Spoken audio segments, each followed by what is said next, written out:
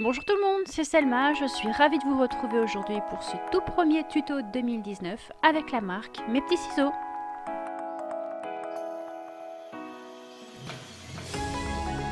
Merci à toutes celles qui ont laissé un commentaire sur ma précédente vidéo. Je suis vraiment très touchée et je vais prendre le temps de répondre à chacune, c'est promis.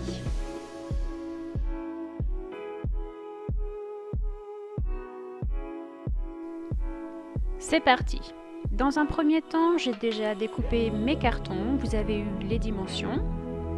Et là, sur les morceaux de 15 sur 30, je place mes repères afin de plier mes pages.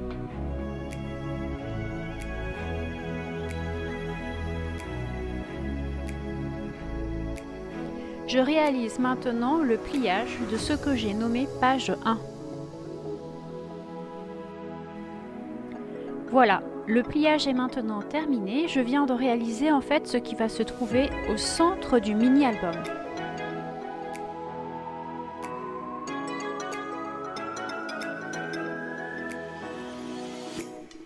De la même façon que pour la première page, je trace mes repères, puis je plie.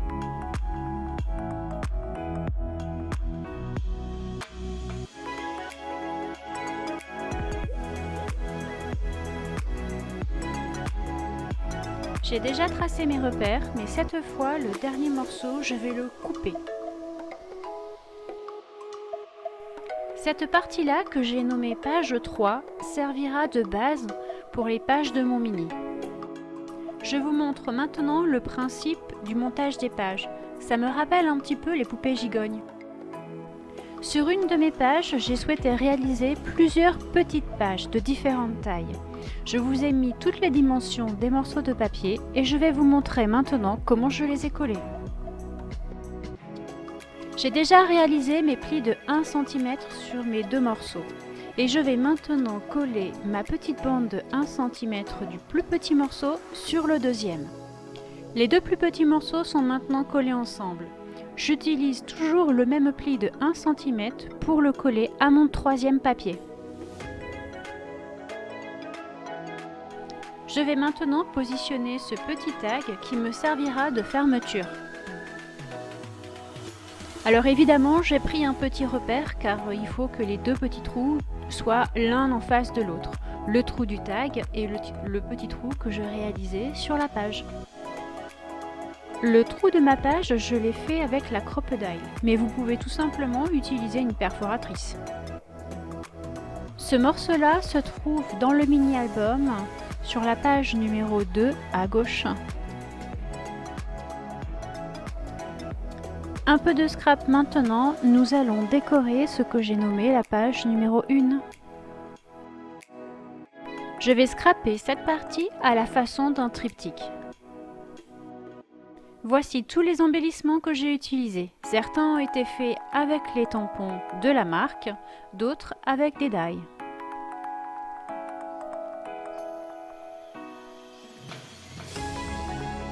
C'est parti, je commence avec la mise en page tout à fait à gauche. Je réalise un léger fond de page avec un tampon de la marque Mes Petits Ciseaux. Et pour cela, je n'utilise pas mon bloc d'acrylique car je veux quelque chose d'un petit peu effacé, comme si l'encre avait passé. Puis je positionne les die et mon tamponnage. Pour donner un peu de volume, je colle mon tamponnage sur des morceaux de mousse 3D.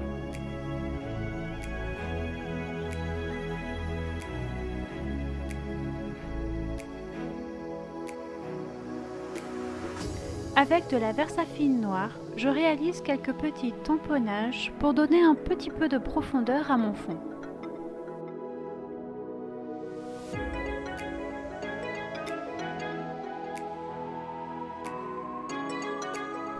Je peux coller maintenant ma photo. Vous le savez si vous me suivez, j'aime beaucoup la couture dans les mini-albums. Mais cette fois, je ne sors pas la machine à coudre, mais un petit stylo très fin à l'encre de Chine pour la faire à la main. Alors c'est moins rapide que la machine à coudre, mais moi ça me déstresse. Pour la page centrale, j'ai décidé de coller une grande photo et de la décorer après.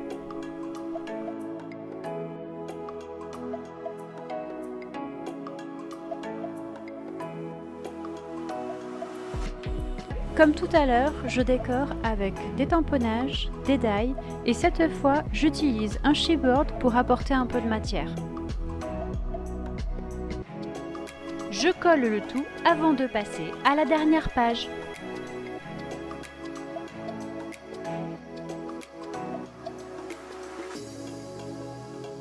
Je procède exactement de la même façon que tout à l'heure.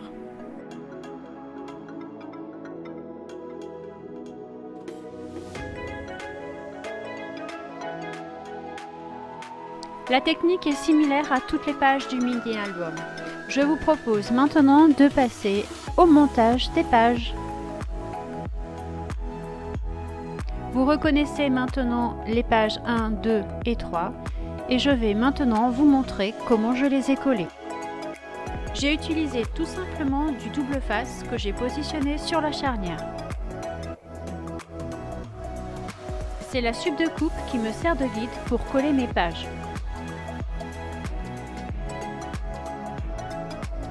Et je fais exactement la même chose avec la page numéro 1.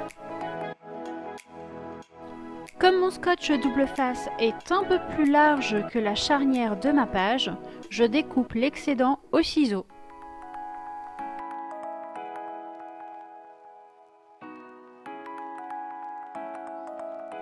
Et comme tout à l'heure, c'est la sup de coupe qui me sert de guide.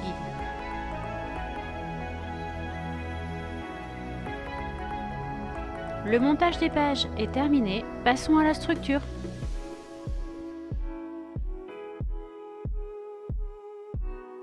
J'ai décidé de réaliser la couverture de mon mini-album avec de la toile à broder. Mon morceau de toile à broder mesure 28 sur 19. Comme d'habitude, j'ai tracé mes repères 1,5 cm en bas et 1,5 cm sur le côté.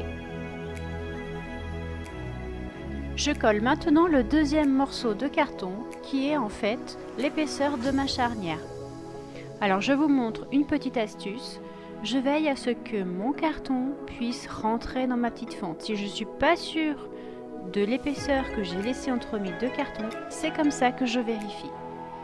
Je reste toujours bien alignée grâce au réglé que j'ai positionné dessous.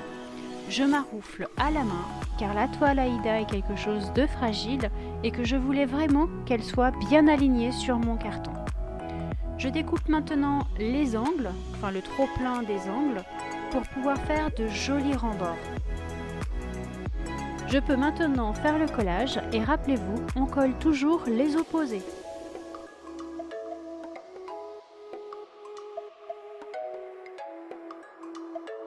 La couverture extérieure est terminée. Passons maintenant à la charnière intérieure. J'ai donc découpé dans ma toile à broder un morceau de 15,6 sur 6 cm. Je procède toujours par étapes pour le collage de la charnière intérieure. Et cette fois, j'utilise mon plioir pour être certaine de bien coller dans les fentes.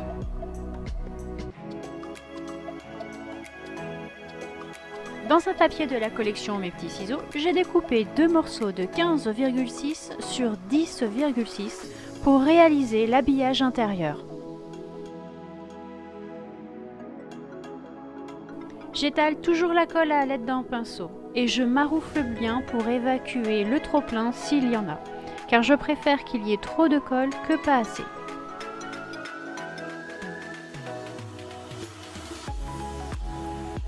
La décoration de ma couverture est faite et je viens maintenant percer avec la crocodile sur mes petits repères à 0,5 de chaque côté pour pouvoir passer mes petits cordons.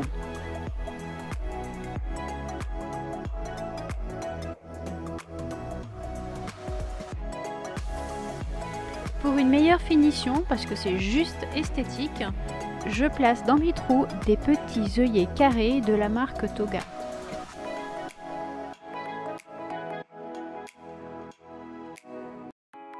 Je passe tout simplement mes petits cordons dans les trous.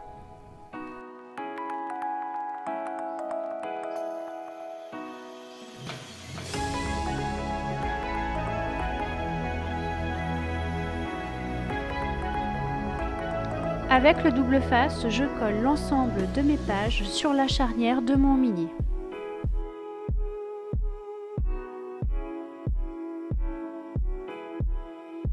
Et comme tout à l'heure, c'est la supe de coupe qui me sert de guide.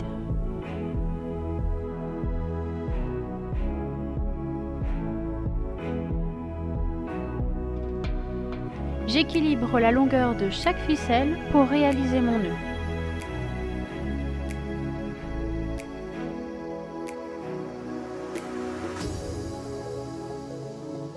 Et j'égalise la ficelle restante.